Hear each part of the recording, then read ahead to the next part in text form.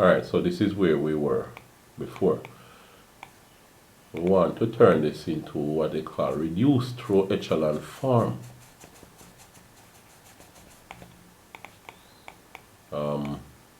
Let's erase these things here. Alright, now a lot of work to be done here. So you have 1, 3, negative 2, 1. Good. What we can do with row 3 to get smaller numbers is divide everything by 80. No, negative 80 to get rid of the negatives as well. 0, 0, then 1, and then negative 480 divided by 80 will give us 6. Alright? Now, in row 3, we have 0, 13, 53, 10, 23, negative 10, 23, negative 7, 26. Here, we would have to, in order to turn the 2, the negative 2 into a 1, what we could do is multiply this by 2 and this by 10, 23. Alright? So let's do that.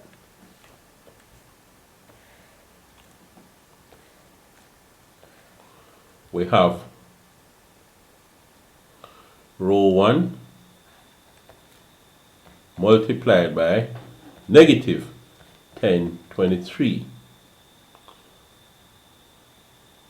And that, no, hold on. Let's not trouble row 1.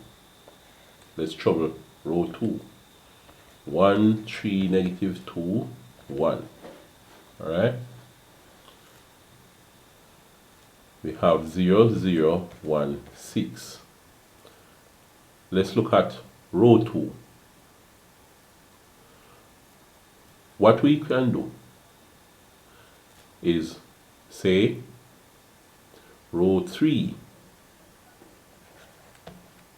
multiplied by negative 10, 23 will lead to our new row 3. Right? So, row 3, no, we lead to row 2, a new row 2. Alright, so, no, can't just do that. Row 3 times negative 10, 23. And then, no, let's say row 3 times positive 10, 23. Row 3, we multiply it by positive 10, 23. And then we add it to row 2, giving us one new row 2. Alright, let's do that. 10, 23 times 0. So row 3 has a 0 there. 0 times 10, 23 plus 0 is 0 plus 0, which is 0. It is 0. Alright? 0. This 0 here times 10, 23 plus 1353 will be 0 plus 1353. So you have your 1353 here. Then 1, it's 1 here, times 10, 23 plus negative 10, 23. That's going to be 10, 23 minus 10, 23, which gives us 0. Right? Then in the fourth column, row 3, which is 6 times 10, 23 plus negative 726 will give us our new row 2. So here, 6 times 1023 is 6138. So we have 6138 here. 6138 minus that. So 6138 minus 726 will give us 5412. Alright? So you see that? Alright, so let's figure out. Oh, guess what? You see this? You can turn the 1353 into a 1 now. So what we have here is 1, 3, negative 2, 1, then 0. What we do is say row 2 divided by 1353 gives us our new row 2. So 1353 over 1353 is 1, 0 over 1353 is 0, then 5412 over 1353 gives us 4. Alright, and we have our 0, 0, 1, 6. Okay, we have that. Now, what we can do is have our row 2 and 3 remain the same. 0, 1, 0, 4, 0, 0, 1, 6. Then we want to turn the 3 into a 0 in row 1. What we do is say 3 multiplied by row 2. This will turn this 1 into a 3. Let's do it one step at a time. Lead to our new. Oh, no, we can't just do it one step at a time and ignore the row 1. Row 3 multiplied by 2 3 multiplied by row 2 minus row 1 lead to our new row 1. Alright? We can't just throw away the row 1 and say 3 times row 2 and write it up there, because we would lose the values in the row 1. We have to involve it. So we say 3 times row 2 and then minus row 1. Alright? So that's what to do. Or what we could do, row 1 minus 3 times row 2. That's better, because we don't want to end up with a negative up here and then want to change it back to positive. If we do this, we would have 3 times 0 is 0, minus 1. 0 minus 1 is negative. Then this one will become negative. And then we would have to do more work by multiplying through it by a negative. So let's say row 1 minus 3 row 2. So we have row 1 minus 3 row 2 gives us our new row 1. Alright, so row 1 is, you have a 1 here. So that 1 minus 3 times row 2 has a 0 under it. So it's 3 times 0.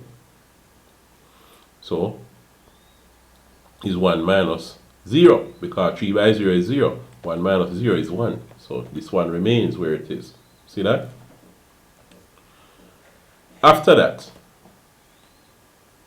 it's going to be row 1. Row 1 has a 3 up here. 3.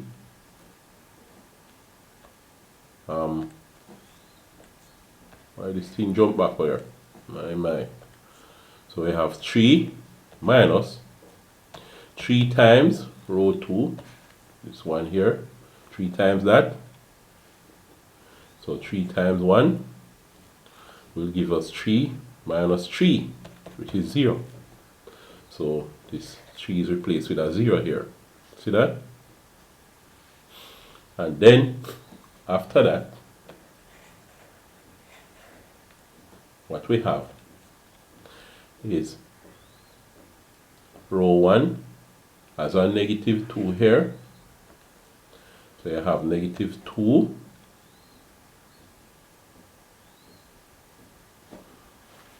Oh, I made a mistake here now. I should turn this into a 0 first before the 3.